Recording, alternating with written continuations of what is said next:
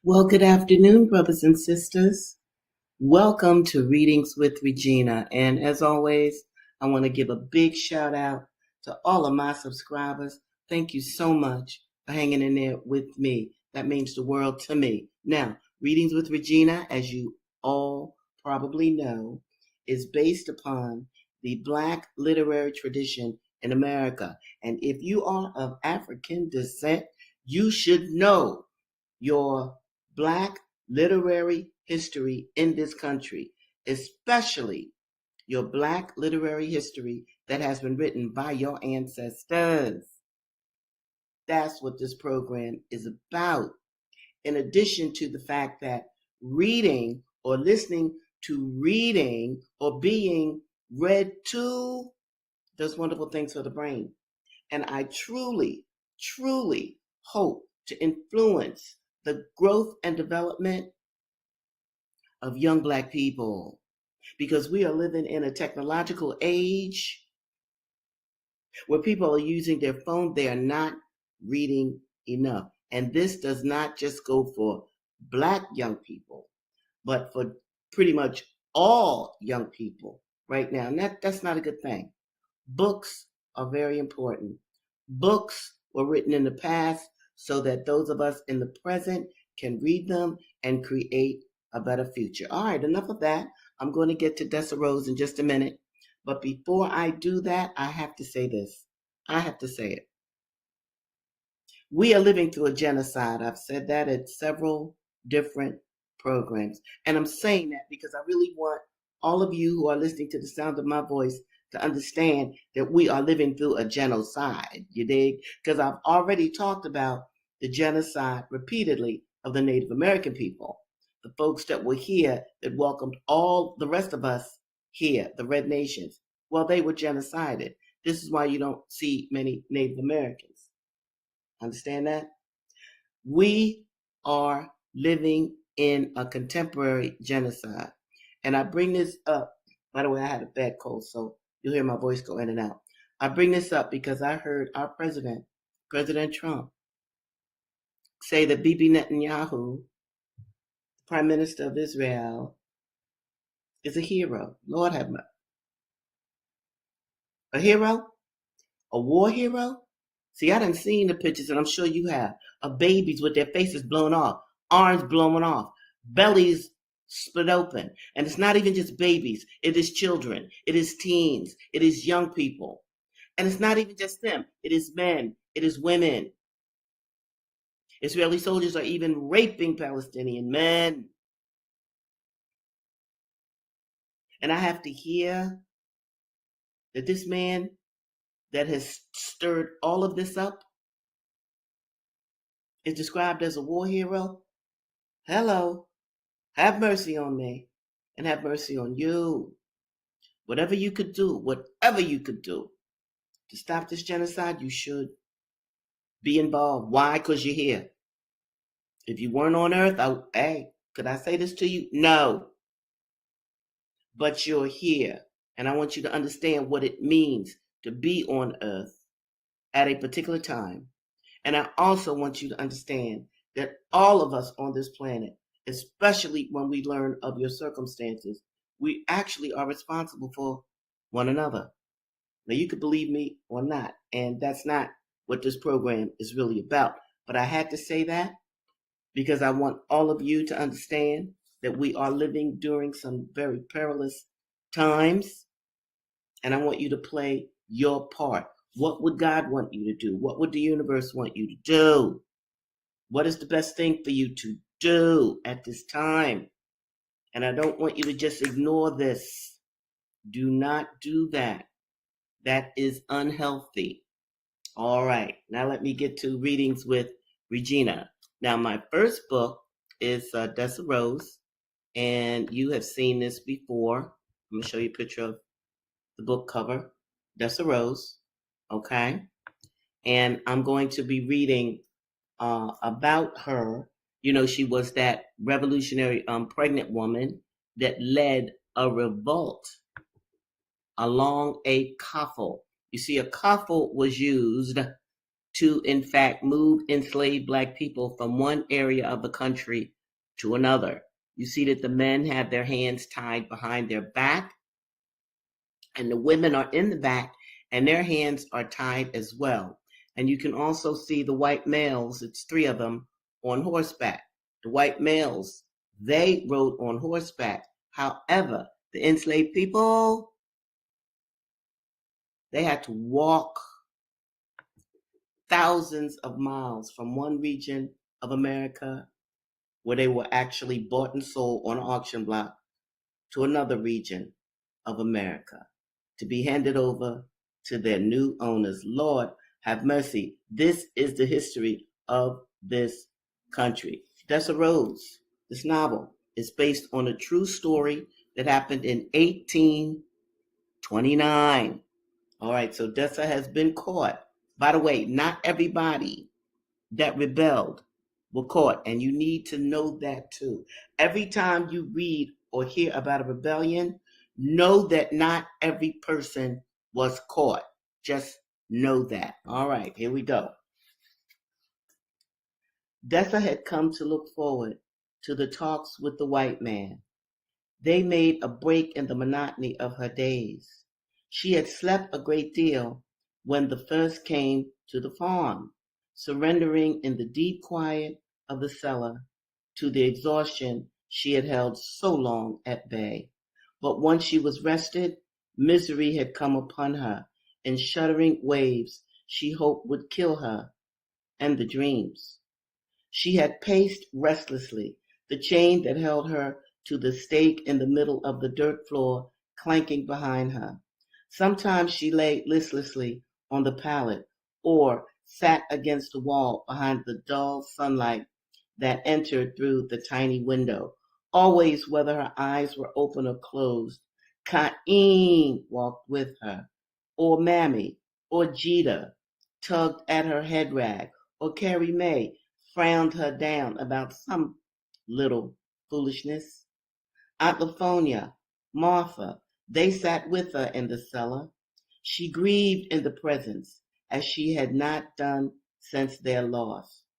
Often she saw Leo, his bald head shining in the moonlight, his face a bloody mess, and felt his body heavy and supine where it had rolled against her knee.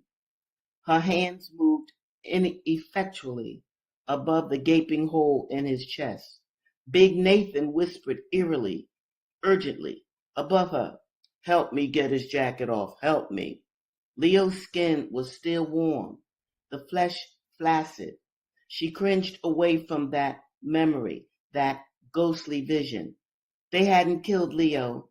One of the white men had done that. And Leo, the white men, would think Leo was Nathan if they couldn't see his face. Nathan had been ferocious in battle, but he could not look into Leo's dead face. He had raised the rock above his head and closed his eyes as he descended. She couldn't forget this. They had paid so much for it all to end in this hole. Talking with the white man kept her, for those brief moments, from counting and recounting the costs. Jamina said that he was making some kind of writing book about the fight on the coffle. The big light-skinned woman came to see Dessa almost every night, often bringing some special fixings from the white folks' supper table that she passed to Dessa through the bars of the cellar window.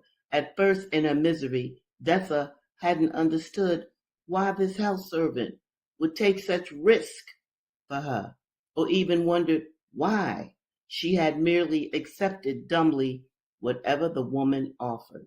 Jamina's kindness was eventually penetrated her despair, and finally Dessa had to ask, why? Why? Jamina chuckled softly. Why, honey, use the devil woman. Hurriedly, she told how the people in the neighborhood had coined the name from the slave trader Wilson's description of the uprising. It expressed their derision of slave dealers whose only God was money, and their delight that a devil had been the agency of one's undoing. Dessa had not liked the idea of such notoriety, but she was pleased to know that others knew of that daring, that brief moment of exultation in the clearing when all had stood free, free by their own doing of heads and chains.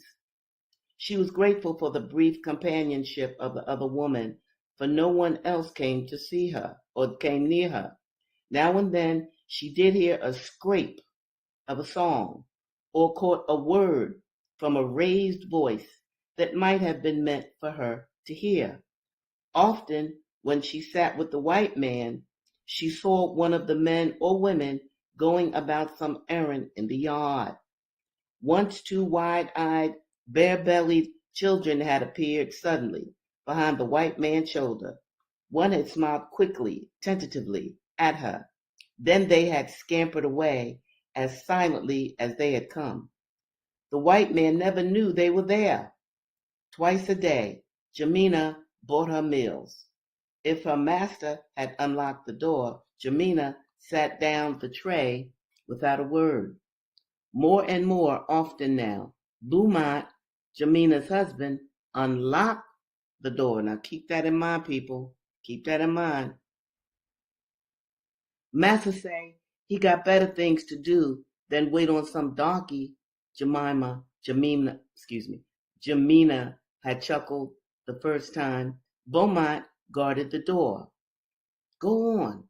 Look. She gestured toward the stairway. Dessa, her chain clanking, walked to the bottom step and looked up through the doorway. Beaumont, his foreshortened figure framed by the light, his face shadowed by a hat, cradled a rifle. Keep that in mind.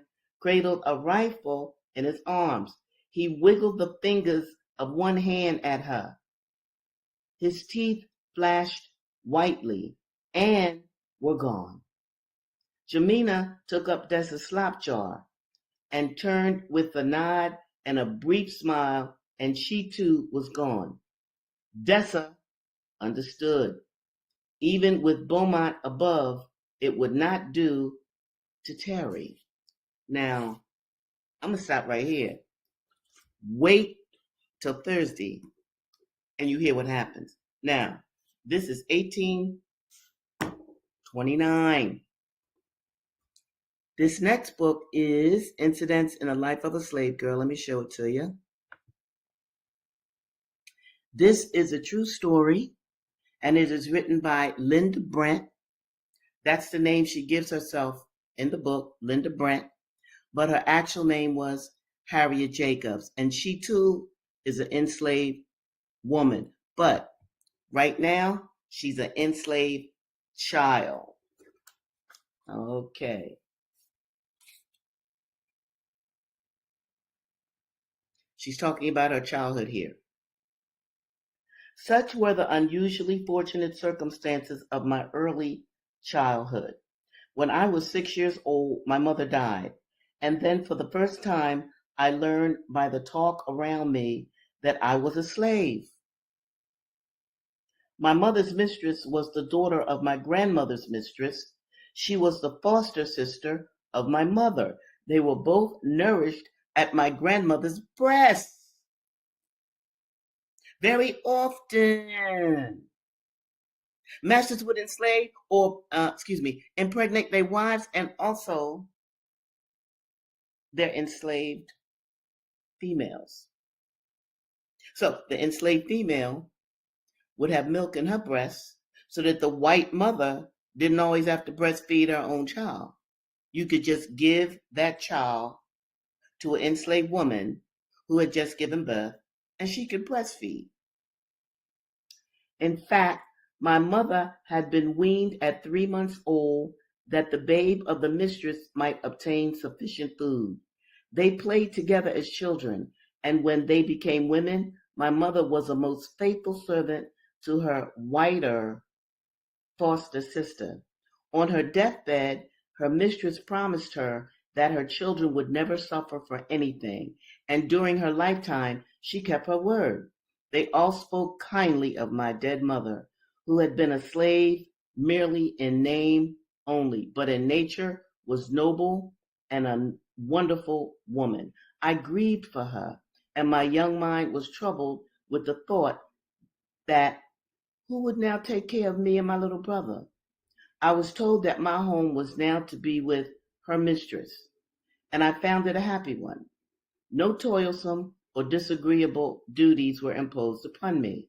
My mistress was so kind to me that I was always glad to do her bidding and proud to labor for her as much as my young years would permit.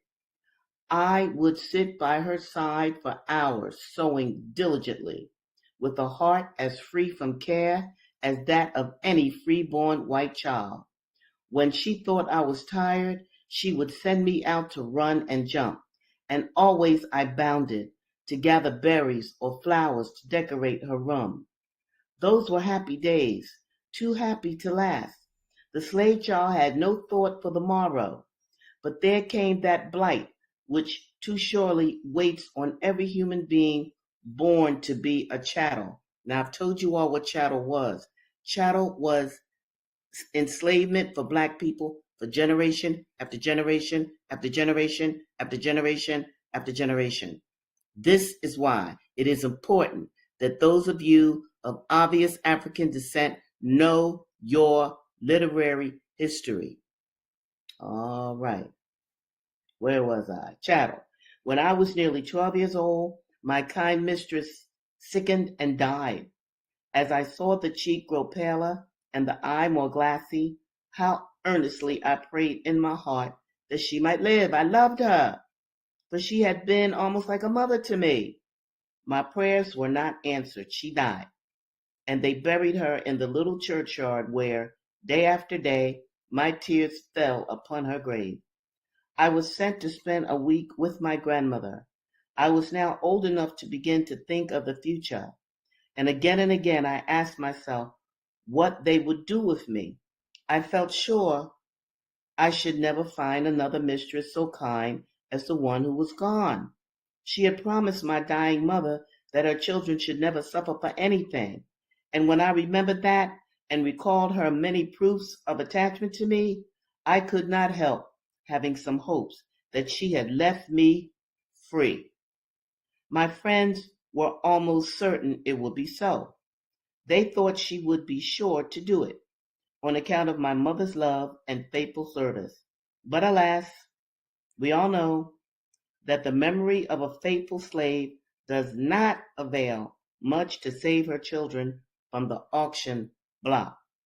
After a brief period of suspense, the will of my mistress was read, and we learned that she had bequeathed me to her sister's daughter. She didn't free that kid. She bequeathed her to her sister's daughter. Remember in other books that I've read, especially Fred Douglass, this is what these white enslavers did. They would parcel out the enslaved people to different family members, even though they had promised them their freedom at their death. So vanished our hopes. My mistress had taught me the precepts of God's word. Thou shalt love thy neighbor as thyself. Whatsoever ye would that men should do unto you, do you even so unto them. But I was her slave, and I suppose she did not recognize me as her neighbor. I would give much to blot out from my memory that one great wrong. As a child, I loved my mistress, and looking back on the happy days I spent with her, I try to think with less bitterness of this act of injustice. While I was with her, she taught me to read and spell.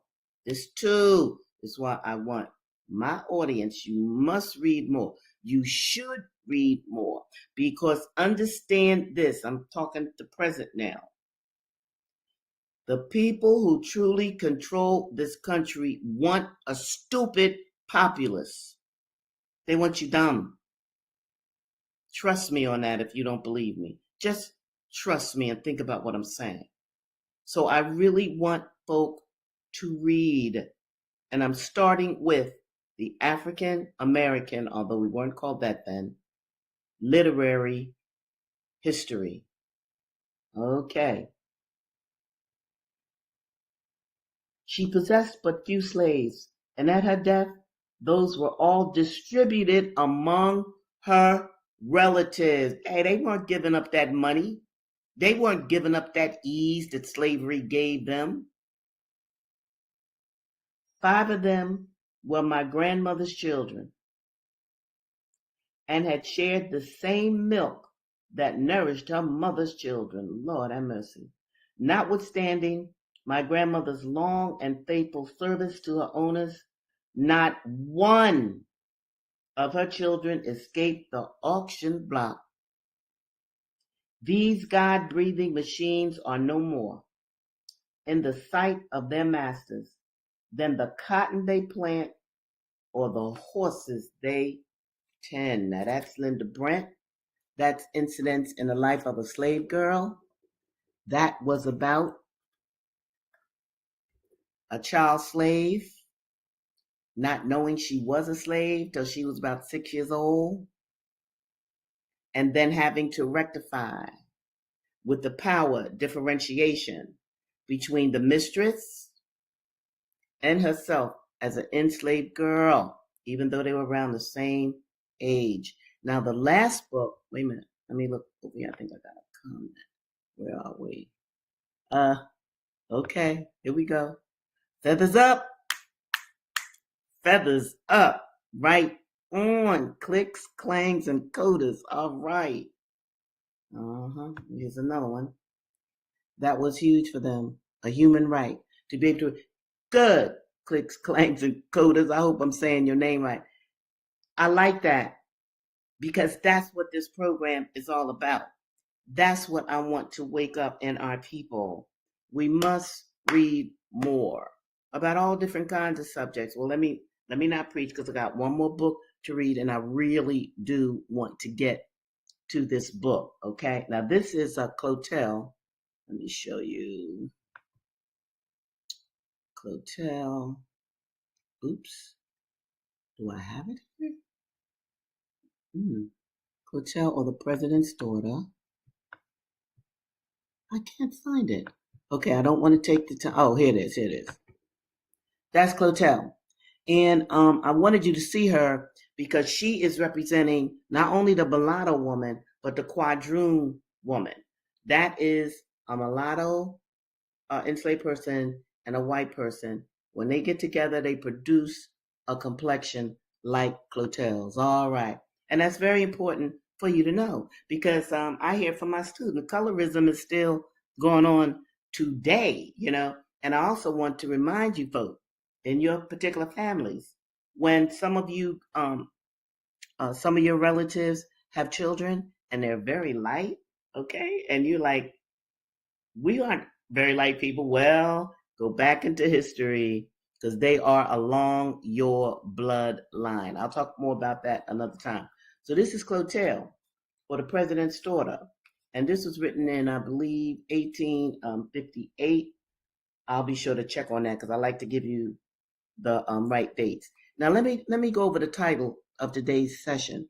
Revolutionary Dessa called the Devil Woman. You already heard from her. Grooming enslaved women for prostitution. That's what Clotel's going to be about. Biracial balls. Okay. And balls means parties, not other kinds. All right, here we go. Where am I? Cura and her 2 daughters, Clotel and Athesa, the latter were the girls spoken of in the advertisement as very superior. See, the lighter you were, the more as a black person, the lighter you were as a black person, then that mean that you had more finesse, you were more beautiful, you were very superior. All right.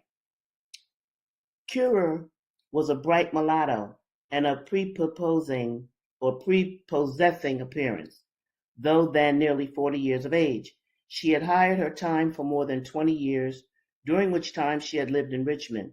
In her younger days, Cura had been the housekeeper of a young slaveholder now. Wait till you hear this. But of later years had been a laundress or a washerwoman and was considered to be a woman of great taste in getting up linen. The gentleman, you ready for this? The gentleman for whom she had kept house was none other than Thomas Jefferson. You remember him? You know, early president of the United States? Yeah, Thomas Jefferson, by whom she had two daughters. Now, he actually had more than that, but we just going to concentrate on these two. Jefferson being called to Washington to fill a government appointment, Cura was left behind, and thus she took herself to the business of washing, by which means she paid her master, Mr. Graves, and supported herself and two children. At the time of the decease of her master, Cura's daughters, Clotel and Athesa, were aged respectively 16 and 14 years of old, and both, like most of their own sex in America, were well grown. Cura earlier resolved to bring her daughters up as ladies. Now, listen carefully, people, as she termed it, and therefore imposed little or no work upon them.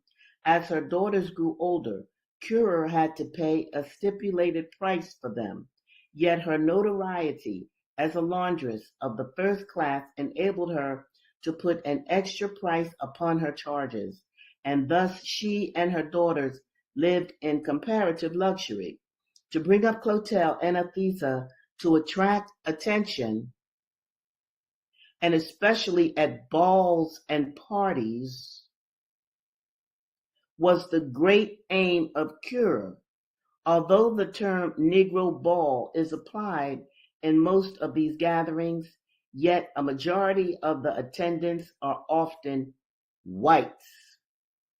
Nearly all the Negro parties in the cities and towns of the southern states are made up of quadroon and mulatto girls and white men. These are democratic gatherings where gentlemen, shopkeepers, and their clerks all appear upon terms of perfect equality, and there is a degree of gentility and decorum in these companies. This is not surpassed by similar gatherings of white people in the slave states. It was at one of these parties that Horatio Green, the son of a wealthy gentleman of Richmond, was first introduced to Clotel. The young man had just returned from college and was in his 22nd year. Clotel was 16 and was admitted by all to be the most beautiful girl, colored or white, in the city. So attentive was the young man to the quadroon during the evening that it was noticed by all and became a matter of general conversation, while Cura appeared delighted beyond measure at her daughter's conquest. From that evening, young Green became the favorite visitor at Cura's house. He soon promised to purchase Clotel as speedily as it could be effected and make her his mistress in her own dwelling. And Cura looked forward with pride to the time when she should see her daughter emancipated and free. It was a beautiful moonlight night in August, when all who reside in tropical climes are eagerly gasping for a breath of fresh air, that Horatio Green was seated in the small garden behind Cura's cottage with the object of his affection by his side. And it was here that Horatio drew from his pocket the newspaper, wet from the press, and read the advertisement for the sale of the slaves to which we have alluded. Cura and her two daughters being of the number, at the close of the evening's visit, and as the young man was leaving, he said to the girl, "You shall soon be free and your own mistress. But understand this, people. Boyfriend, Horatio Green, the white dude just coming home from college, he had to buy her. Understand that? Cura and her daughters had to go on the auction block. Okay, here we go. Mulatto pride. Let me get this. Let me show you this. Mulatto prior to 1800s was particularly the Virginia Black Code. Absolutely. Absolutely. You got it. So this is what we're dealing with. Now, I'm going to close soon, but I need to say this to all of you who are listening to me. This was the strategy and the culture in America. Understand that. So Cura, Clotel's mother, the best that she could hope for her daughter is for some rich, white, young male buy, B-U-Y, her. Understand that? And all of this was perfectly legal. In fact, politicians had many slaves too. All of this was legal, people. What they could do to our ancestors. And the fact that they would create a culture where a mother, a hard-working mother, the best that she could wish for her child is that she be purchased by a wealthy white male. All of that was embedded in American culture. All of that comes from the enslavement of Black people. All right, brothers and sisters, as always, it was wonderful to be with you today, and I'm looking forward to seeing you again this Thursday, 2:00, because we're going to go over what I have read to you about Dessa Rose and the brother coming to the cellar door with a shotgun. You're going to want to know about that, about what happens to Linda Brent, Harriet Jacobs, and certainly what happens to Clotel. So look, you all be good. You all do what you can for yourselves and for others on this planet, and know that you are dearly loved by me, and I mean that sincerely. Bye now. See you Thursday.